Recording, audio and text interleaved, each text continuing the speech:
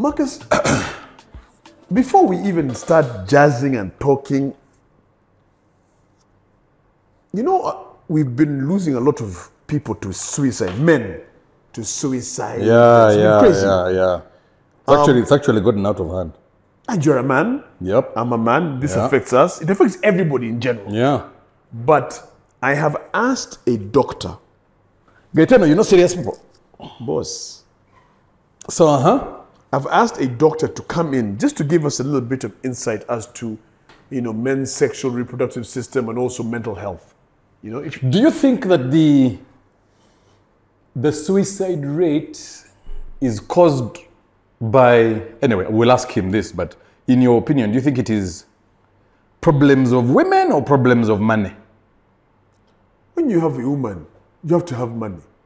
If you don't have money, problems begin. So the two are same. They marry each other. As a result of which, yes. Yeah, but there are people who have money and don't have women problems. There are people with women who have money problems because women are expensive, but there are people with money who are okay. They don't have that drama in their lives. So I'm just trying to figure out where is the actual pain point? Is it not having enough cash? Is it women demanding too much from men? Or is it a comfortable mix of both? Both. Anyway, daktari, tujamuvuza. You'll ask the doctor that. Otherwise, hey, how are you? Welcome. Hey, How are you? inside. So you have seen what the CDF has done? The chief of defense forces, Yeah. your uncle-in-law, a brother-in-law, a cousin. When you're done giving him titles, you'll tell me. General Muhoozi. Yes. So guys were asking that why is there this sudden influx of military guys on the roads? What are we under siege? Is Kampala under attack? What is UPDF doing on the roads? And meanwhile arresting people. So I saw that. And it was a nationwide, it was Yeah. a countrywide Operation. operation. turns out, and I will just go straight to the video. As you might have seen, there is military police, especially from the traffic department of UPDF military police. The reason for our soldiers being on the road is specifically to assist the traffic police to make sure that there is discipline on the road. Complaints came up about some of our drivers and some officers, individuals who were driving badly on the road. But this is specific to military cars and military soldiers who are driving badly, and some cars and drivers from State House. All right. Not the ordinary Gaetano Kagwa. Okay. What I picked up from that statement, he said the military police is going to assist the ordinary police. Have you heard that statement?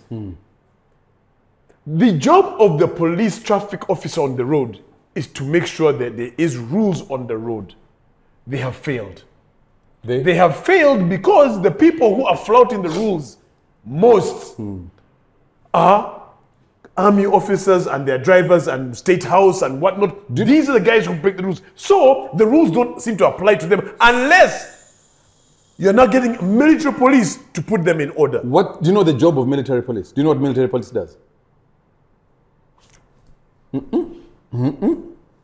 Military police polices police and the army. Specifically, Military police, police. yeah, polices police and the military.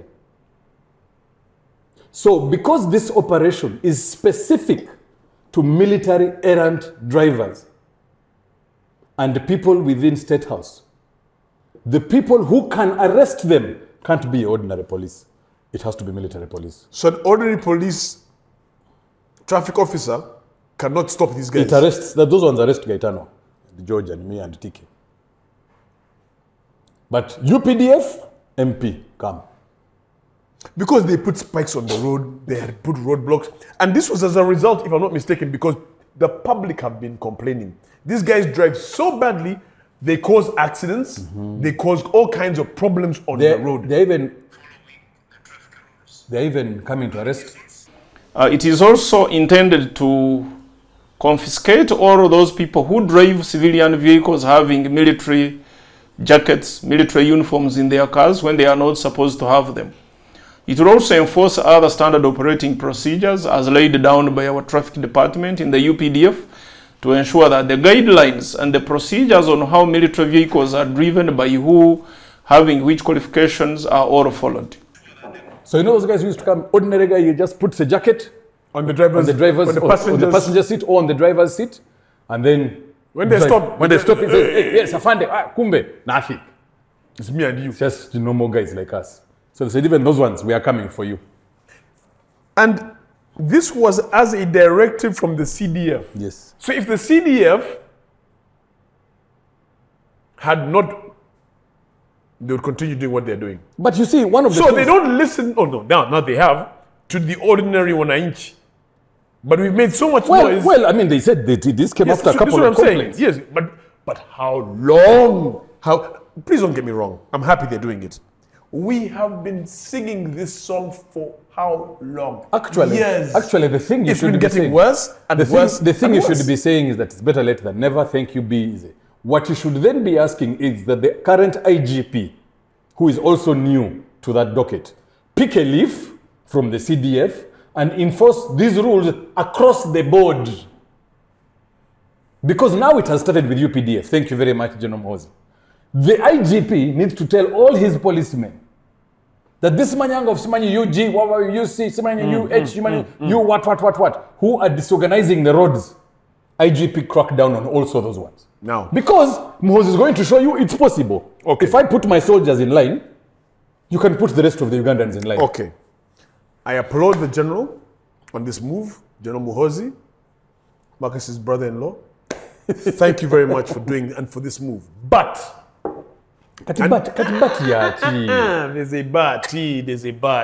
Anyway, There's a but. Listen, the reason is this.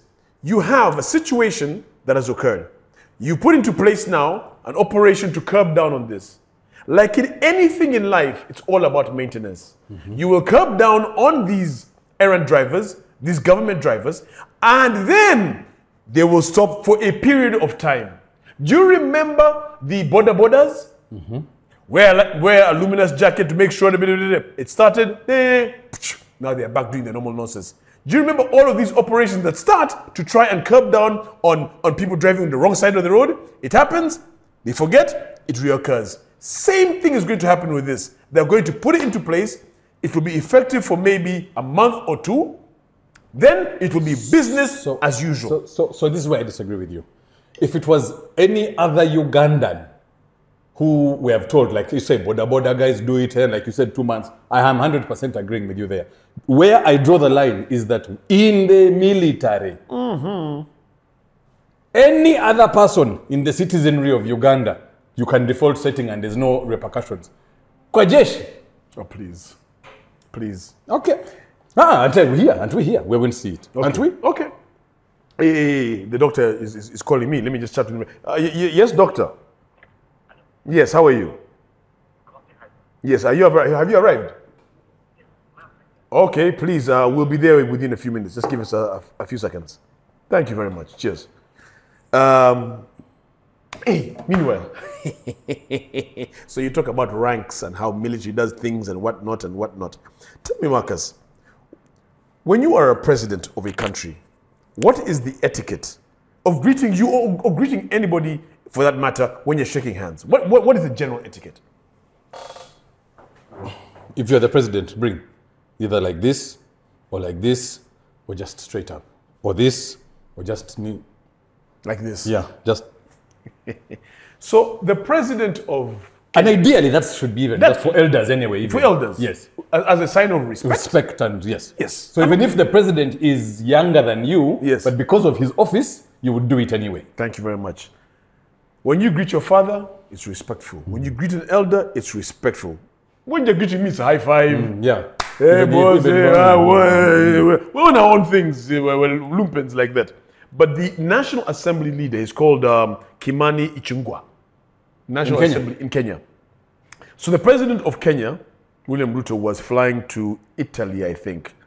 So as you know, when the president is leaving a country, he goes to the airport. Those guys are all and there. Everybody's there to greet him, including the vice president, Riggy G. Gishugwa. Okay. That guy. So Riggy G, the president steps out of his vehicle. Riggy G, I'm calling him Riggy G, greets him. Everybody in Kenya calls him Riggy G, don't worry. Okay.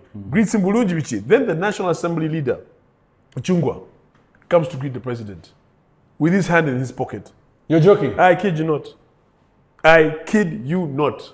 You have a video? I also have a video. Sure.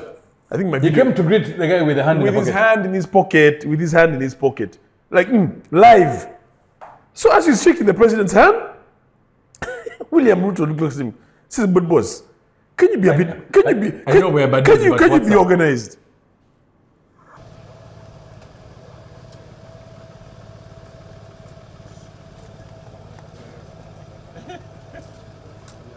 That is the vice president of Deputy President. deputy, huh? Then of course the sergeant at arms or whatever they call him, Check my guy. Yama. Ichungwa.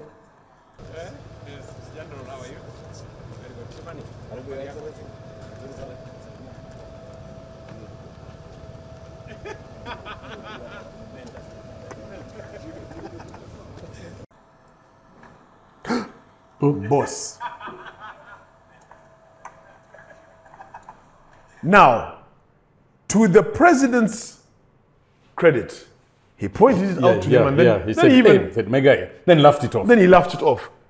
But But he laughed it off, it's because there were cameras. I can guarantee you in the kitchen, there are tough words. You can't be mean there, what, too many cameras flashing, what. Laugh it off, let me go to Italy, let me come back. or even on my way to Italy, I call you. Even on the way to Italy. Say, you bastard. Who the do you think Who you are? do you think you are? But do you think it's because it was an honest mistake or because they don't have respect for the man? Or maybe- because they are just too much of gangos?